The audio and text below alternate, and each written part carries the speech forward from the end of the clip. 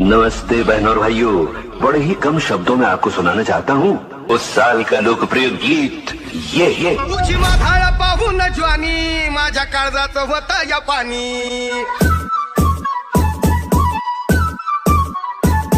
तुझी माथाळा पाहून ज्वानी माझ्या काळजात होता या पाणी तुझ्या नाकात